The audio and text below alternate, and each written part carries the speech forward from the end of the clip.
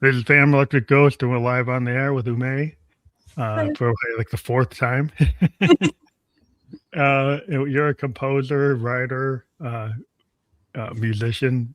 You created Beowulf the Musical. You have a lot of other tracks. You have a new album coming out as well. Yes. So we're going to talk about your story. We have talked to you before. We actually had you on the PEG Bedroom Producer Festival that we did a couple of years back. We're going to try to do that again sometime. But it's always cool to talk to artists that we've talked to in the past, and musicians particularly are people that we love to talk to on the Ghost Show. So you've been working. You completed like 2 masters that they were talked about before you got on. Medieval Studies, and what's the other one then? Music composition. Music composition. So that's awesome. And then I know you've been working on Beowulf for a long time, and you actually got it produced at the Edinburgh Fringe Festival in 2024. Yes. So that's awesome. So so how do you pronounce the role of the person you played? I don't want to butcher it. Yeah, so it's Freawaru, which is a character from the poem as well, but it's expanded a bit more on the musical. You've always been influenced by like Chaucer and Malory and a lot of the great medieval authors. And maybe for our folks that haven't heard you before, why are you interested in that period?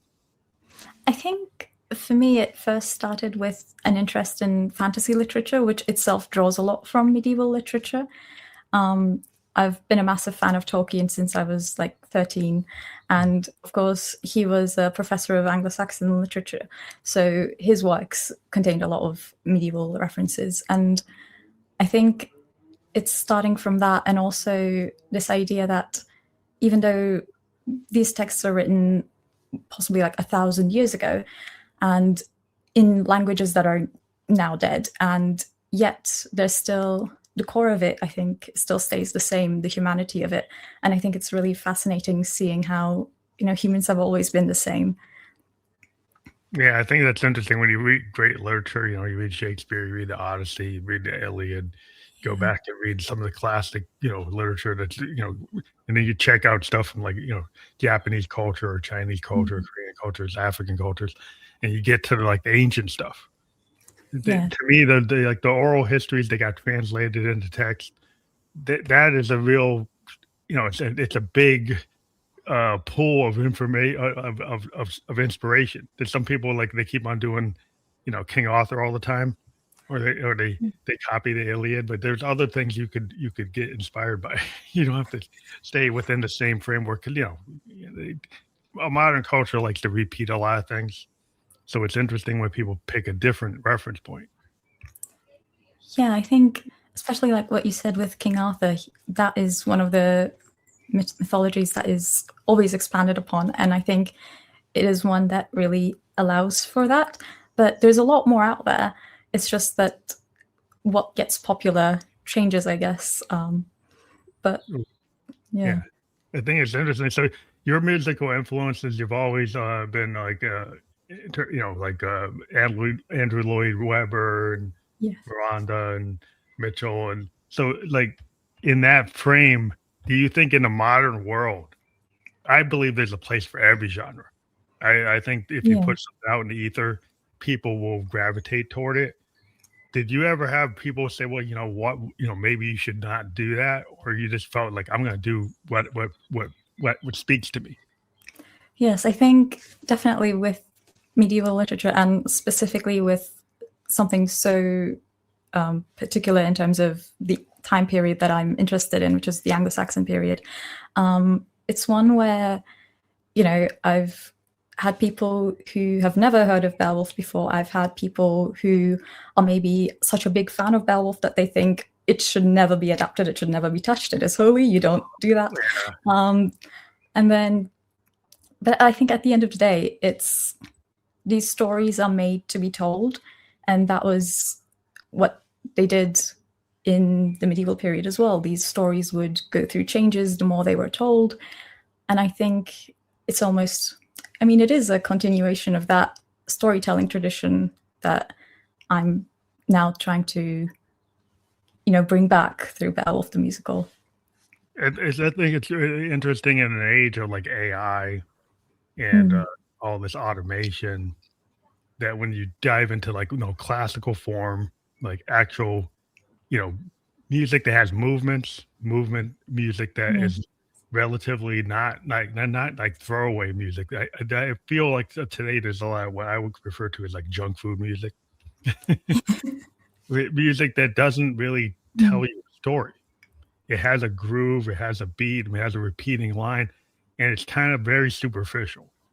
But when you go into something like the depth of like a Beowulf, or you're interpreting Mm. like classical literature, or even when you have an author, a songwriter that's actually trying to tell like an uncommon story, that Mm. sometimes people are like, oh, this is not the age for that. But I think it's the age for anything. Yeah, yeah, definitely. I think you can tell any story at any time. I mean, there's always a part of it that is relevant. Yeah, I think it's interesting. 'Cause, like your musical is 2 acts. It's made of like 35 songs. So Yes. what's the full length of the whole project when you actually do it It was 2.5 hours on stage. on stage? Wow. Did you film it? Yes, we had filmed it, but I think it's not on YouTube anymore, but it was. Oh wow. Yeah. Yeah, I would have liked to. I missed that. So, like, are you thinking about putting it on some kind of like Blu-ray or getting it back out there? Maybe. I think at the moment my main focus is on the album because since the Edinburgh Fringe premiere, I've actually edited quite a bit the script and some of the songs. There's a new song. The Edinburgh version was 34 songs and now it's 35. So I think it's interesting to have that as the sort of what it used to be and Yeah, see. because you're evolving. Because that's Yeah. interesting. Because like a lot of jazz musicians don't have a piece, and over time it evolves. Mm. And I think a lot of musicians actually do that. Because when you actually see a musician play their song, like when it first came out, and then Yeah. over like 5 years, 10 years, like if they keep on playing it, they start changing it. They start evolving it and start like adapting it to like where they are. Because like when Yeah. you're like 25 and you did it, or you're 17 and you did your song, by the time you're like, you know, you're on stage or you're 38. Yeah. Like how you feel that song is not the same way you felt it when you were 17 or 25. Yeah, definitely. I think also it's for me, it was, I started writing this musical when I was 22. It was the middle of the pandemic. I had never composed for an orchestra before. And it was now I'd finished my music composition masters. I could see everything a lot more clearly. And there were a lot of edits that now that I know better, I wanted to make and just polish it, make it even more cohesive. Yeah, and I think it's that what you said about, the work evolving with the person. Yeah, I think that's always, I always find it interesting because sometimes your fans, they're kind of stuck like where Mm. you were when it was like if you have your biggest song and you were like 18, 21, right? And then you suddenly get into your mid 20s or mid 30s and like you're not there anymore, but your fans, they still expect you to do that. Yeah, And so you like, okay, well, I have to give the fans what they want, but I still need to sneak in the stuff I want to do. So it's always like a balance. It's like the fans want this. In order for me to get on stage, I have to at least kind of understand that they want to hear who they think I am. Right. yeah. And I might be where like I'm not where they think I am. Yeah, I definitely see what you mean because there are some songs where at the time I wrote them, I think I loved them and I still love them, but it's a bit of, well, I'm not exactly that person anymore. So it feels a bit like I'm playing a part when I perform it. But also it's nice to sort of look back and, see the person I used to be. It's almost like a little hello to past Umay. Like a flashback. Like it's like 'cause songs always trigger memories. Like Yeah. once you as a songwriter, you create a song, like you have a very specific intention, but once it gets out in the world, your fans can actually interpret it. And a lot of songwriters we run into is like people don't have the lyrics right at all. Yeah. Right? the fans like totally misinterpreted it, and then you like, and you don't want to correct them because they're so into it, and they're like, oh, and if you're sitting there, it's like, well, that's not really what I said, but I don't want to bust their bubble. Yes, definitely. I think that's even more so with something like a musical, because I'm not the person performing every single song when it's on stage, and some of the songs are written for different performers. And then when I see them perform it, or when I hear the other actors' interpretations of it, sometimes they find things in it that I hadn't realized, I hadn't put in there intentionally. But I'm like, I see what you mean. I see that interpretation as well, and it's really interesting. That's a whole nother level, because like if you're a screenwriter or you're a playwright and you give it to the actors, and then the actors, like, they interpret it. Now you had your vision, and director, you can say it like, this is the way you should go, but still, like, the little micro nuances, it's like you can't control what the actor's gonna do every second that they do what they're doing. Yeah. So you have to kind of let go. Yes. And then eventually, so how is it to like let go? How much do you like go with the direction of your projects? I think there were certain things where I was definitely sure about what I wanted. So if it was something about, being true to the text or the source material, but otherwise I sort of let the actors have free reign a bit with what they took from it. If, for example, if something was left open-ended in the source material, I also left it open-ended in my interpretation. And I said, this is up to you as the actor to decide the backstory for your character, because there is nothing definite in the text. So I'm happy with whatever you come up with. I think that's always interesting. Like when you're a songwriter, if you're writing like a primary songwriter and you write for like an orchestra, or you write for the band, or then you like each person who plays it, like the bass player, like the string players, the wind players, you've got the specific like material, the charts and the sheets that they're going to run with, but then every musician interprets stuff just like the actors. And then and if your primary instrument is not their instrument, like, so you're like, okay, maybe the string section did interpret this a little differently, or so it's the same kind of thing, right? Yes, definitely. And I experienced that as well with the orchestra, because I mean, my first instrument was violin, so I was quite confident with writing for the string section, but woodwinds, I had no idea how they worked. I know they make sound. So there was a lot of working with the orchestra, actually, as I was arranging it and sort of getting their feedback on what is possible on their instrument and what is not possible, and also being inspired by what they say they could do. And saying, oh, this is a thing that I can write for that instrument. That is interesting. Let me add that into the score.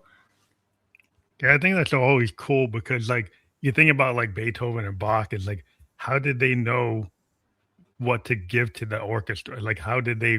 So it seems like they could just hear it. They knew what the instruments could do. And then you're wondering, like, sometimes, like, if you go and you get trained, like you've been trained in musical composition, it's still like what, if you're not a woodwind, like you say, I actually learned like clarinet and sax before I got on keyboards. So when I do trills or I try to mimic winds, I kind of have an idea what I think it should be. But if I didn't have that experience, I'm like, well, I guess I'm listening to it and I'm making interpretations, but I don't have the direct experience with the trill like that you would have on the mouthpiece. If you actually play that instrument, there's a certain feeling or way you do it that if you've done it, you know it. If you don't, you kind of like, well, I'm kind of imagining what it should be. Yeah. It's a bit like that, I think, and also sort of, giving them what you've written, seeing what they actually do with it, and seeing where they struggle with it. And I think even now that I've had this experience with Beowulf, I've had experience working with the orchestra, I've had experience working with a lot of different instrumentalists, there's still so much more to learn because there's still so much out there and so many Yeah, so possibilities much of what you depth. can do. Yeah, there's so much. I mean, within an instrument, there's Yeah. so much range of what you could do, and so much interpretation, so many different, like, masters that came up with this technique and that Mm. technique. Like, what do you want to use that?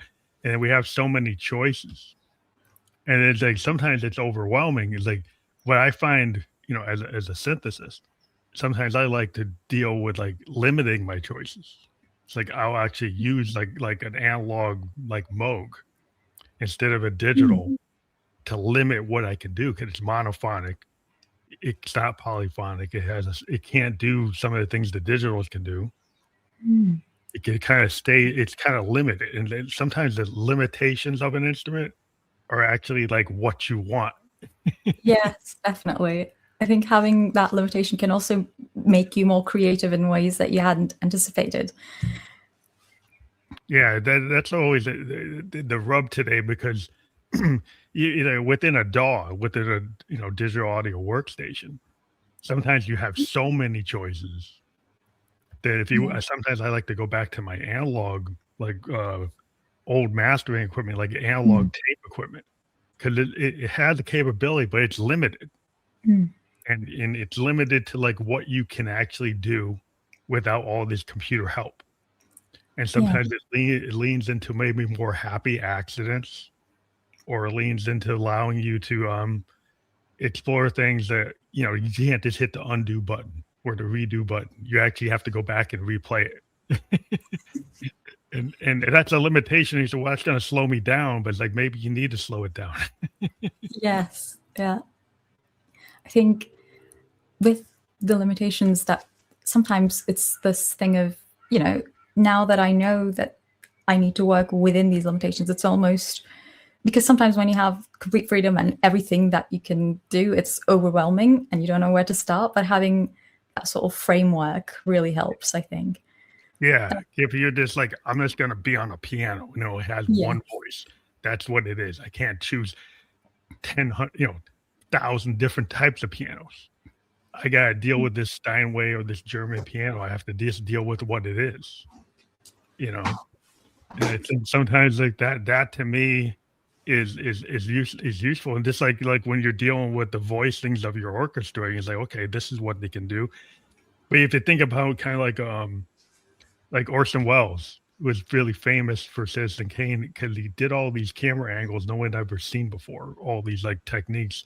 And when they asked him about it, he said, well, I didn't know what I couldn't do because he See, wasn't like trained. So sometimes if you don't know what the limitations are, also that's another cool thing because you don't know what you can't do. So you try yeah. like everything. Yes, no, I definitely can see that because I think something that I'm sort of balancing as a composer is because a lot of modern compositions are all about pushing the boundaries of what sound you can make with an instrument, what can you make an instrument do, what can you make a voice do, and what a lot of these bigger questions about, well, what is music anyway? And then while that is fascinating and I think it's definitely something that we need to explore more, it's also when you are trying to write something in that way, where do you even start? Because Yeah. if the possibilities are endless, then how do you pick which one is the best?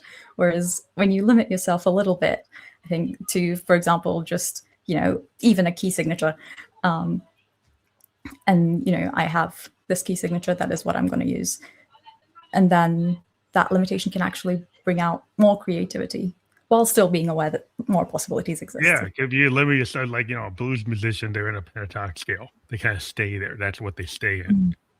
And it's like, whoa, they keep on doing the same thing, but not exactly. Robert Johnson, Lead Belly, all those guys. They might be talking about going to the crossroads.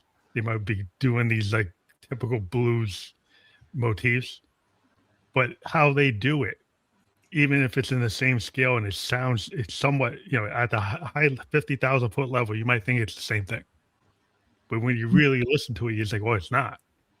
Like the individual musician is in a framework of that pentatonic scale, but how they approach it is what makes them a master of what they do, because they can stay in that genre, they stay in that style, but they don't do it. They're not exactly the same. They still have that individuality.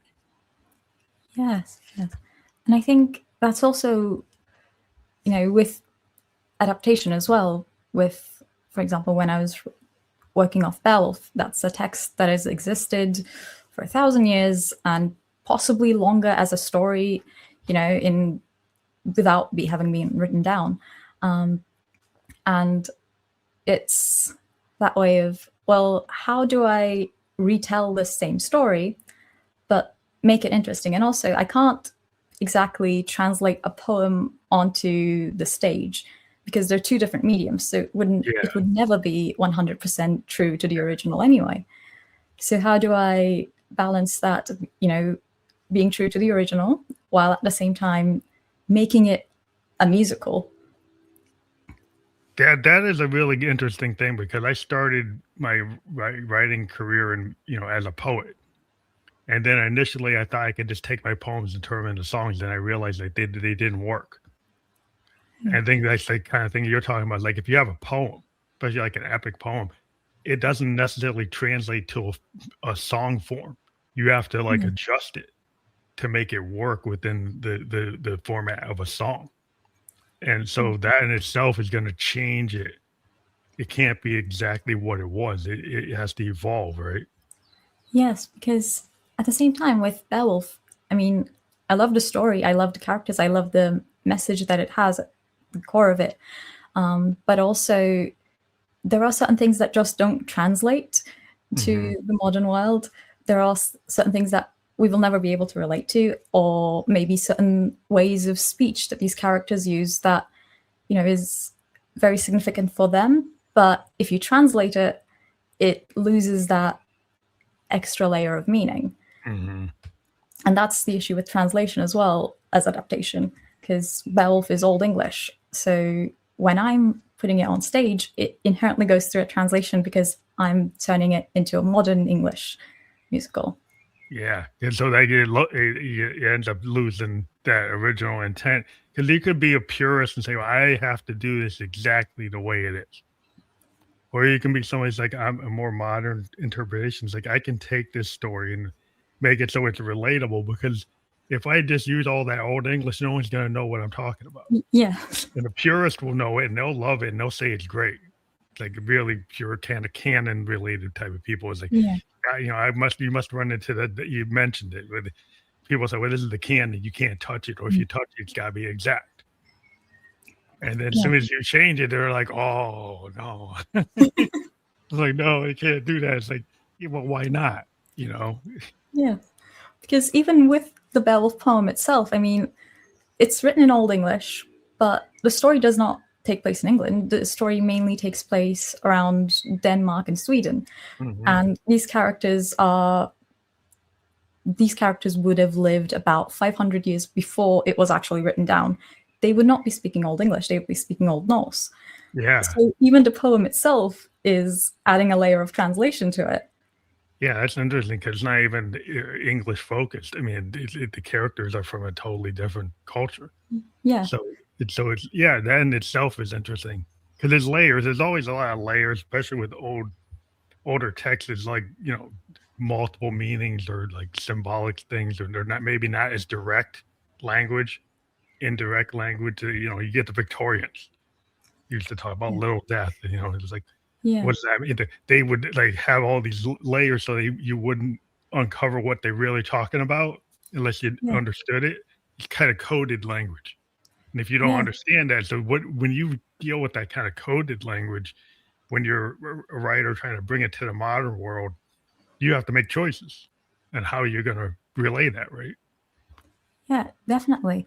And with Beowulf, I mean, it's an anonymous text, but also it's, the author was English and it would have been written probably by a monk, because that's where these manuscripts were produced.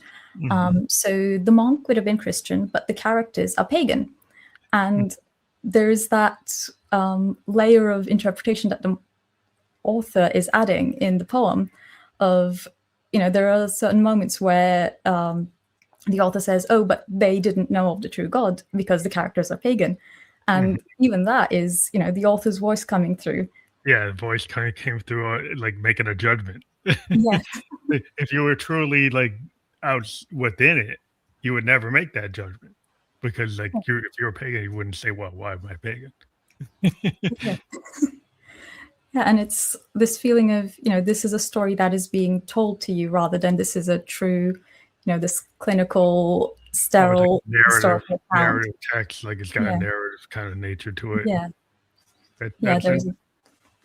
That's super cool. But I just think I love things that pull you in to worlds, like, you're talking about like Tolkien, like this the fantasy world. I mean, sci-fi is kind of an extension of that. Most sci-fi is kind of built off of like Tolkien. It's built off of like the King Arthur. Is built off the Iliad. It's built off the Odyssey, and we just push it into the future. Yeah. So like a lot of texts like this, like a good science fiction writer could like reinterpret Beowulf and put it into a different world. Yeah, absolutely. Yeah, I think that would be very interesting to see, actually, because I remember during my MA, this is such a strange tangent, but there was one article that we read that was, supposed to show us how differently texts can be interpreted. And it was an article that argued that in Beowulf, the giant monster called Grendel, who is supposed to be some sort of, it's implied that he's probably a giant or a troll, even though his appearance is never discussed beyond the fact that, he has claws. And there was an article that actually argued that based on both the lack of evidence and the small amount of evidence that we do have in Beowulf, that Grendel was actually a T-Rex. And you could not dispute it because there is nothing in the text to dispute that. Yeah, that's interesting. So you could take that and put that into a whole different context. Somebody you could. I always look for people trying to do things that are new. I mean, that's where you are. But I do want to kind of seg into. I do have your Spotify up, and we do have. Let me make sure I have the right song. It's "The Ship Sail Away" is a good example. This is actually from Beowulf, right? Yes, this is the epilogue song to Beowulf. Okay, so we're gonna play this. And hopefully, I got it queued up right. So I'm just gonna play it right now, and then we can talk about it.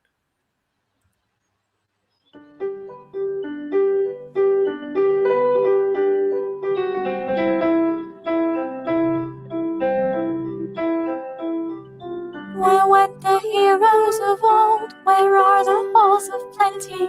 Now they've all gone far away from here. As the ships sail away, thus we finish our lay, and dusk you won't forget. Beyond the waves they go, where we may not follow, where nobody knows, where nothing comes by.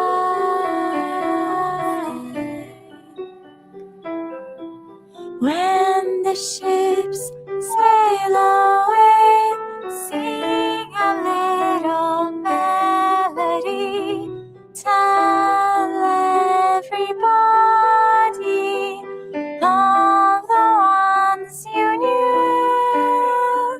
Long as the song rings true, they will be here with you. Follow the winding path, far from the home you left. There is a story there, only the years can tell. Lands you left long ago, the people that you know, reaching across the mist, they are no more. When the ships sail away, sing a little melody, tell everybody of the ones you knew. Long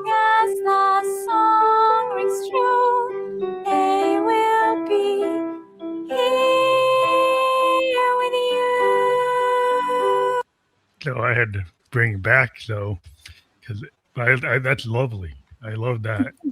So that's is that you on the piano? Yes, so that is the idea of it is, the piano is imitating what would be an Anglo-Saxon harp.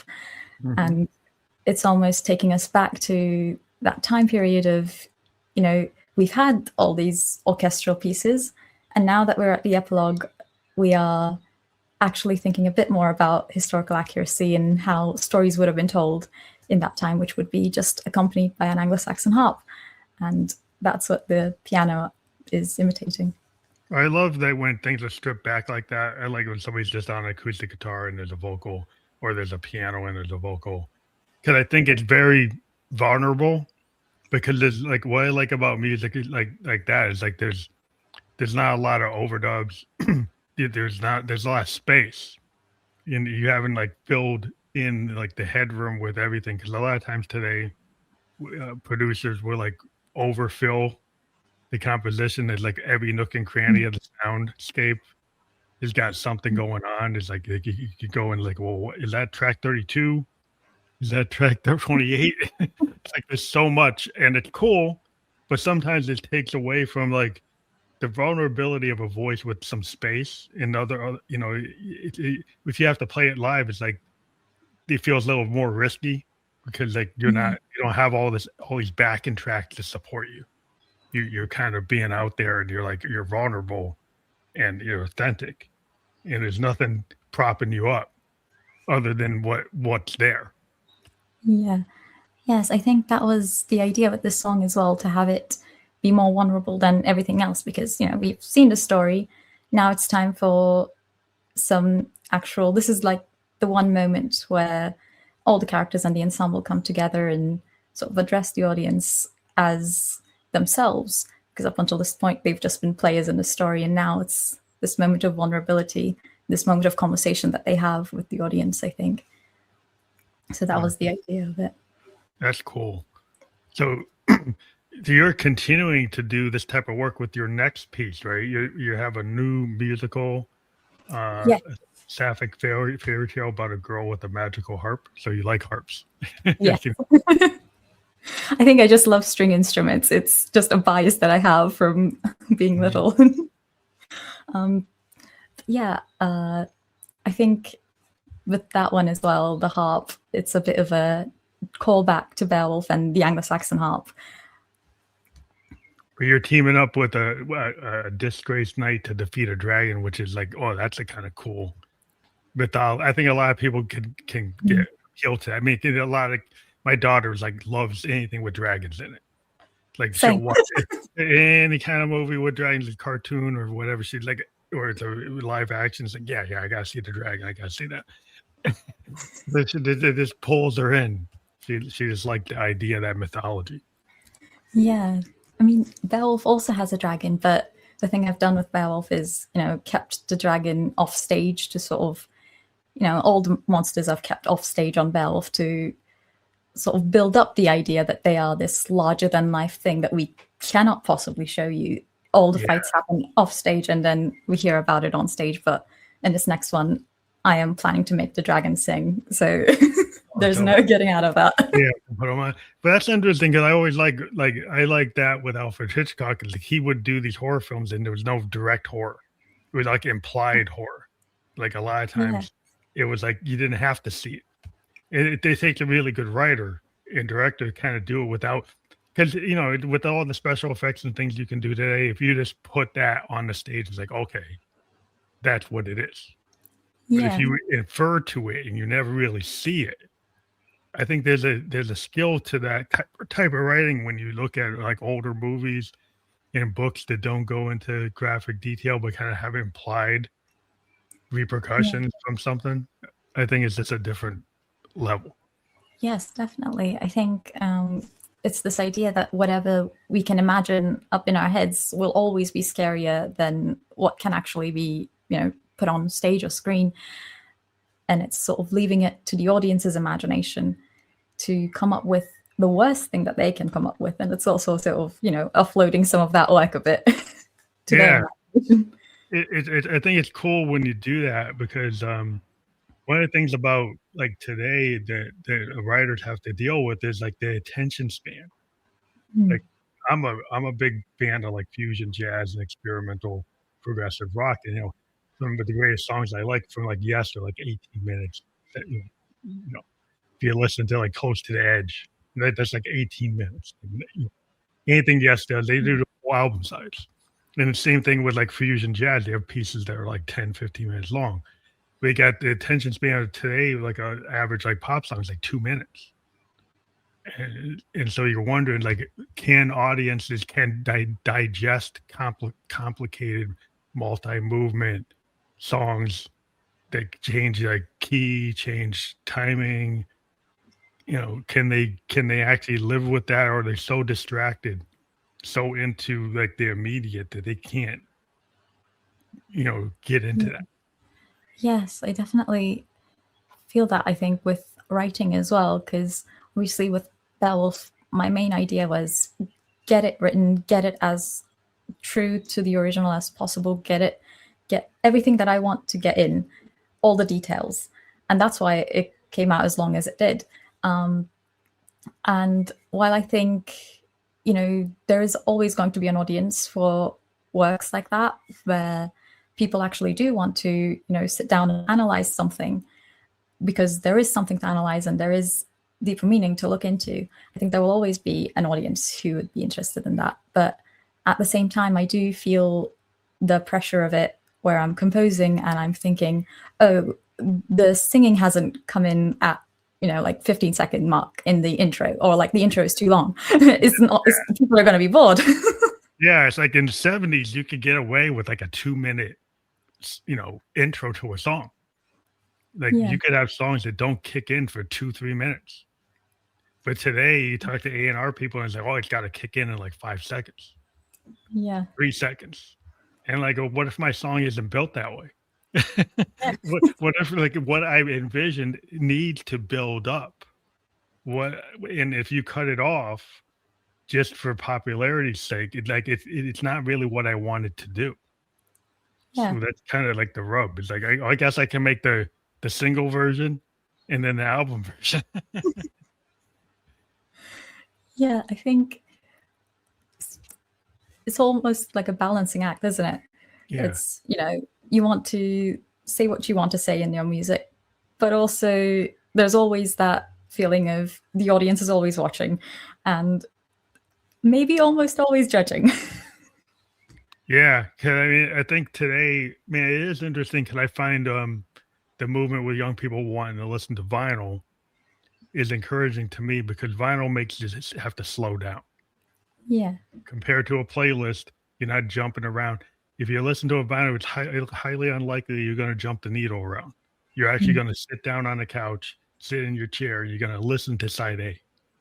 And you're probably going to flip in and listen to side B, which means you're actually not on TikTok, you're not on YouTube, you're not doing something else. You're probably sitting there and just listening to that, which I think, like, not that I want to put down the audience, but I think the audience does have to participate to really understand an artist. And if you only listen to like one song on a playlist from an artist, you're kind of like, it's like the Cliff Notes. You don't really know who they are.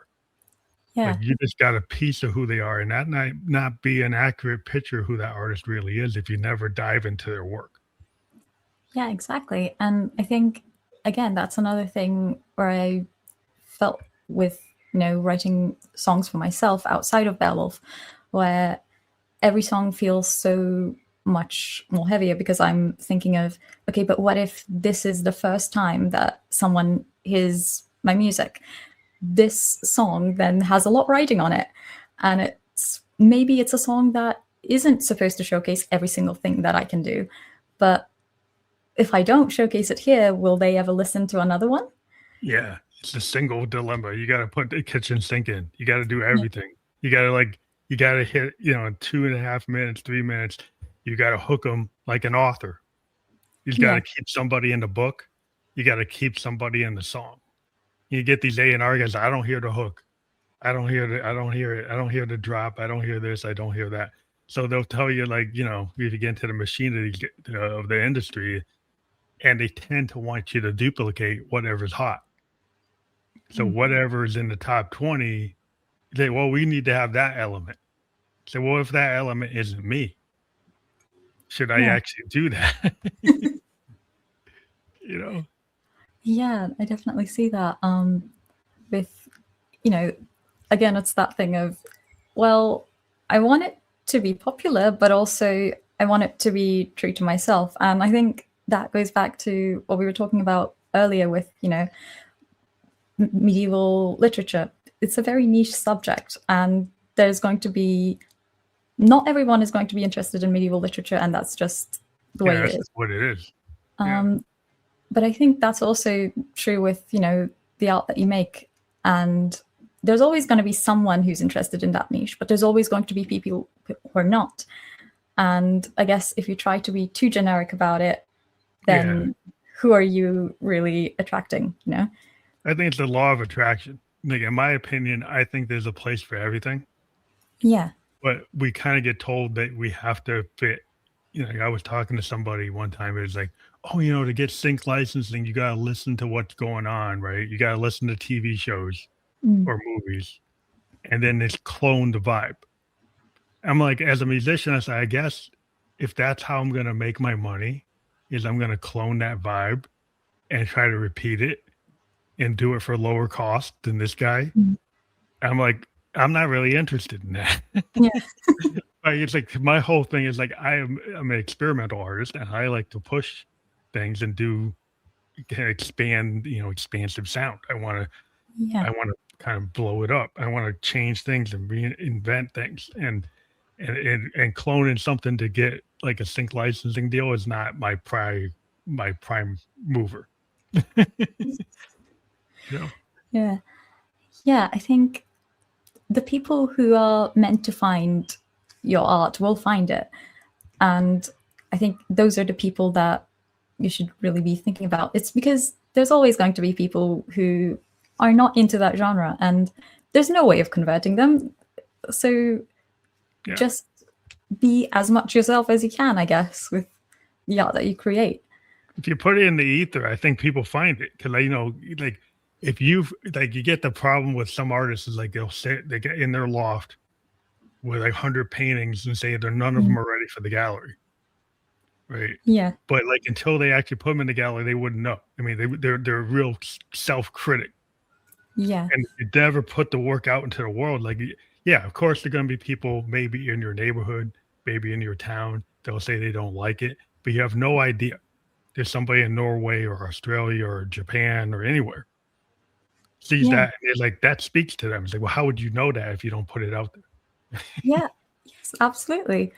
And with Beowulf, before we put it on stage, you know, I've been writing it for a really long time just by myself, and I'd been editing, and there was a point where I felt like the editing was never going to end and it was never going to be ready. But then I said, you know what, we're just going to put it on stage. We're just going to do it as it is. And then as that process went on, actually, that is when I saw a lot more possibilities on how to edit and what worked and what didn't. And I would never know until I actually had people act out these scenes, or I actually had people sing these songs. And I think even though when we put it on stage, there was still, even on stage, I had in my head, oh, I should change that. But then I spoke to some people in the audience, and there were people who loved it. There were people who'd, you know, like traveled to Edinburgh from different countries to see it. And it was that moment of, oh, you know, I'm still like the way it is. There is an audience for it still. Yeah, that's the thing, is like, as an artist, we get to perfection trap, is like, we keep on trying to tweak it. And it's cool, like, it can evolve, but sometimes what we don't realize is the fans actually like it the way it is. Yeah. They're like, and the thing is, like, anytime you put it on a live play, it's going to change. It's going to evolve. Anytime you play live, it's going to change. It's going to evolve. So the musicians will tweak things and say, hey, this works, that this doesn't work. And we don't have to really explain it to the audience. We just do it. But over time, you might find out from the feedback that like the change, you do a change on the like 10th performance of your piece, and really the 5th performance of your piece is what the audience dig. They don't really like your new version. You think your new version's everything, but the audience says no, we don't like that. so like that's where it's like going and playing live or doing things and taking them out of your closet and take them out of your bedroom and actually put them out there in the world is the best way to know what works.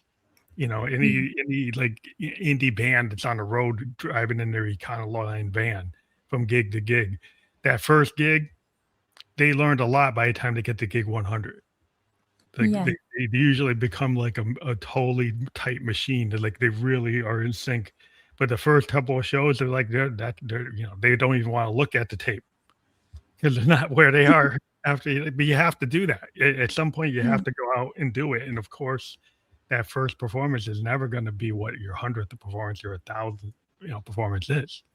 Yeah, and I think another thing to really keep in mind is, when you write something, it feels predictable because you wrote it. It feels predictable because you've probably listened to it 100 times at this point. And then you actually put it in front of an audience and they are seeing this for the first time as the finished product and not as all the steps that went into getting it there and all the times that you've played it over and over or edited it. And then it's really interesting then seeing, oh, it actually does work. It actually does have the effect that I wanted it to have. It's just that I'm so familiar with it that it doesn't have an effect on me anymore. You're too close to it. That's why a lot of times like artists aren't the ones who pick the songs to go out. Like if you go talk to, I'm like a music historian in terms of like a lot of pop music. And I was reviewing like the decisions like A&R made for a lot of key artists, and the artists themselves would not have picked that single. A lot of times artists would pick a single and then AR would say, no, that's not the one. They would pick something else. And the one they picked actually worked. And even when the artist goes to play the song that they wanted to work, the fans don't dig it. The fans dig the one that A&R guy picked. So it's like a lot of times you don't know, like you're so close to your own work that what you think works sometimes isn't what works, and what you think doesn't work, it actually works. And so that's why you need sometimes people around you to help you discern that because they're too close to it.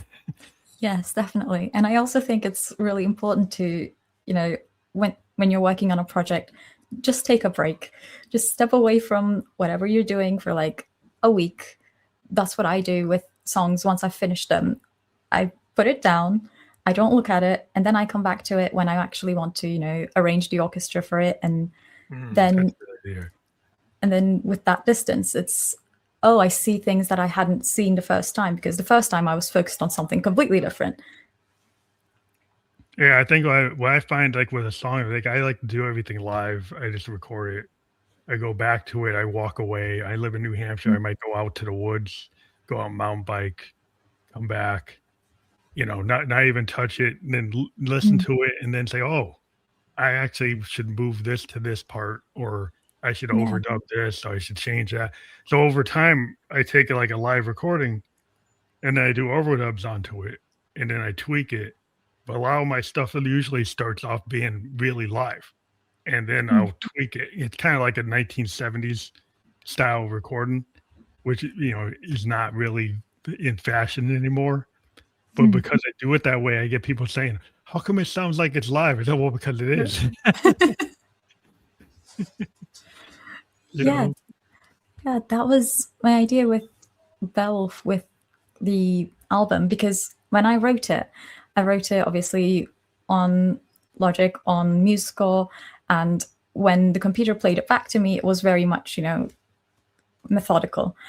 And then when we actually went into recording it, when we were going to actually do it just on stage, I considered using those tracks, but then our musical director was saying, well, actually, wouldn't it be a lot nicer if you had a live orchestra with it?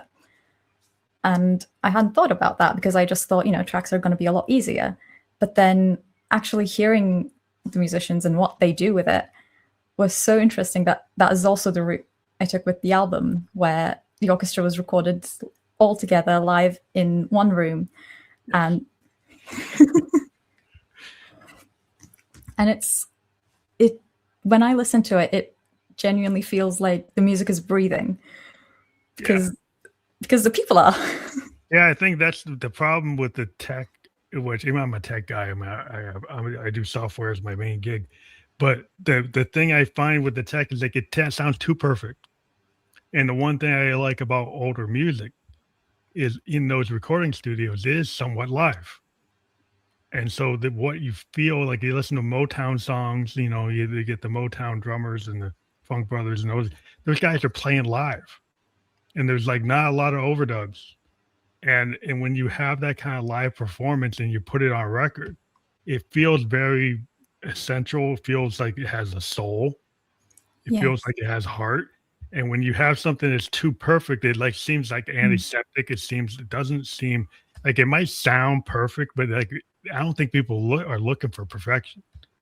They're looking for something that's going to affect them. Yes, definitely.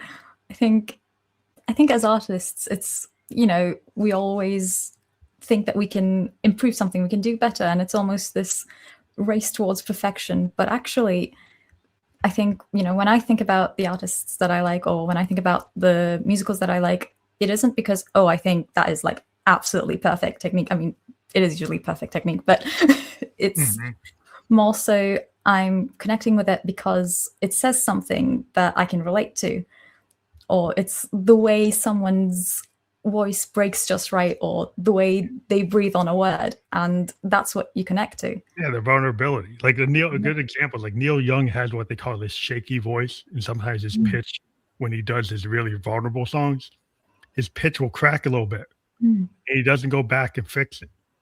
He just like lets it be what it is.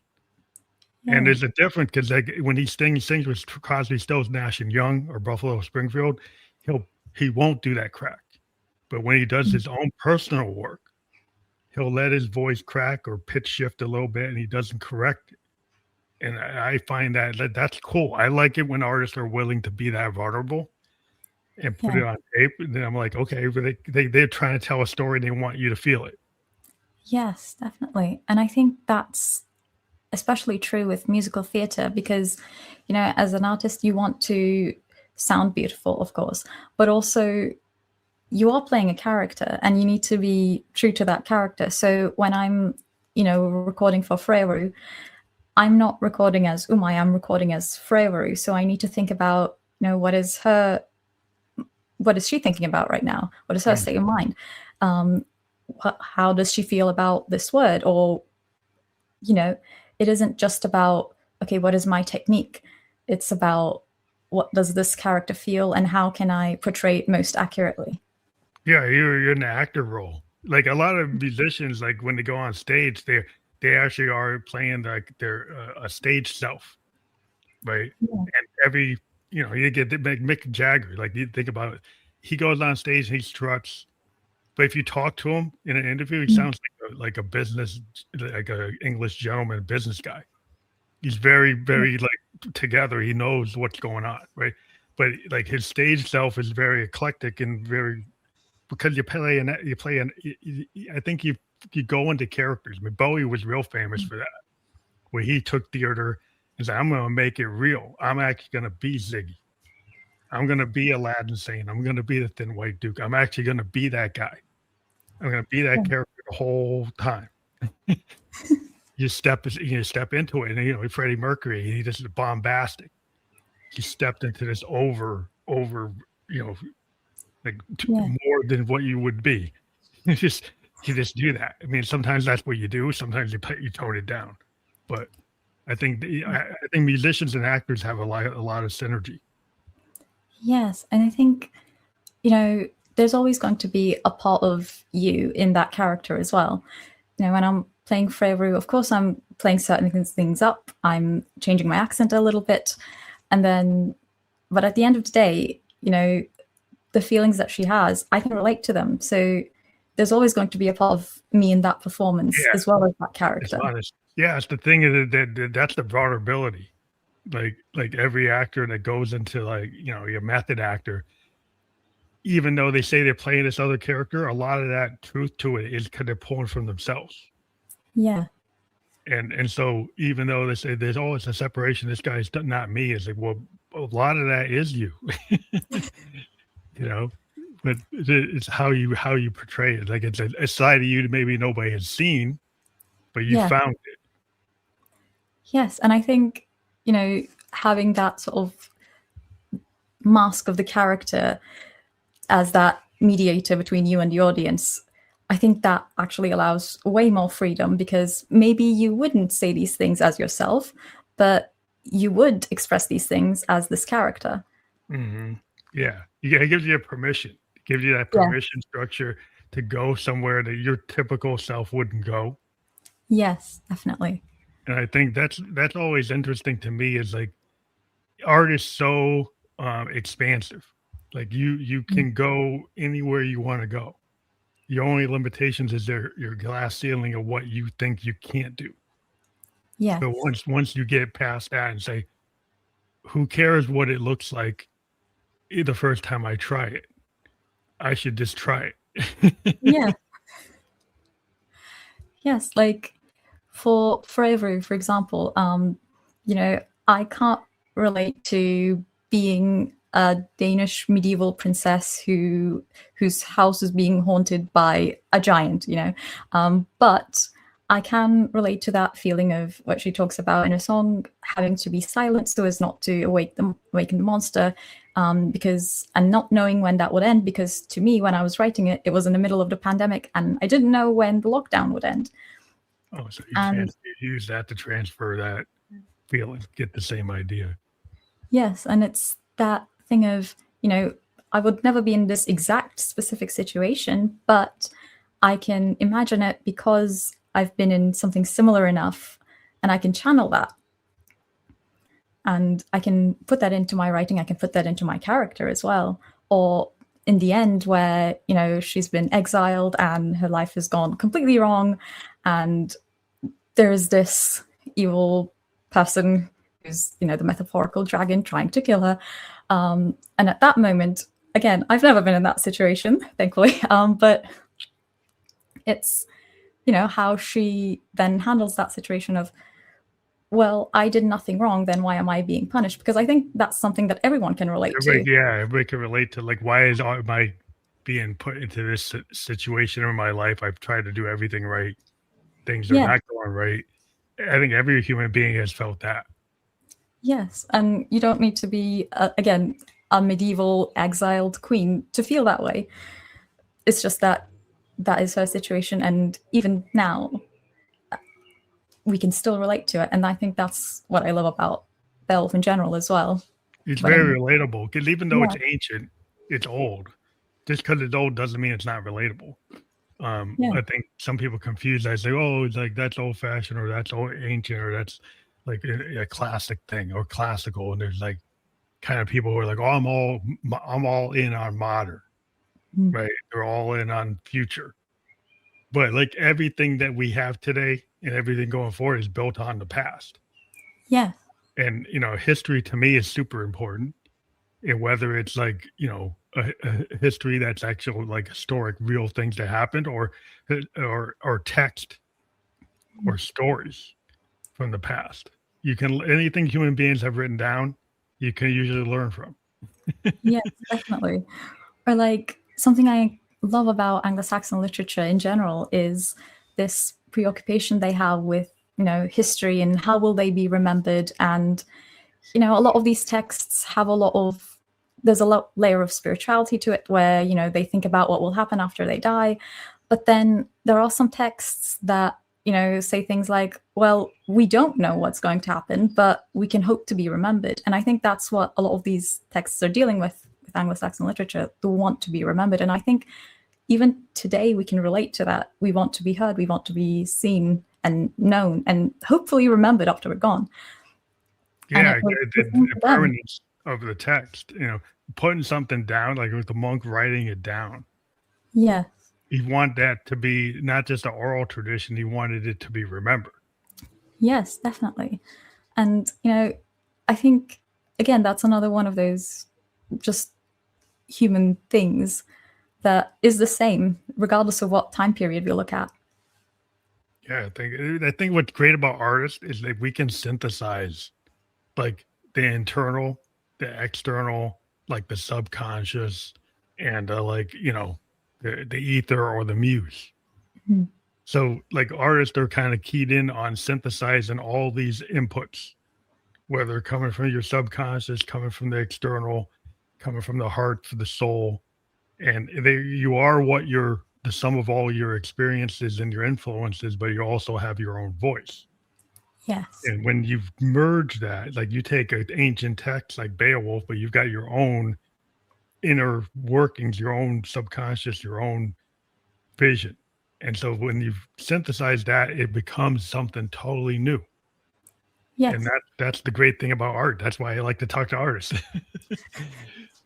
Yeah, like with Beowulf, I was looking into this character, Freawaru, because her appearances in the poem itself are so small. She never speaks. Her name appears once, and even then, most people think that that is not her real name, and Freawaru is just a nickname. So we don't even know her real name.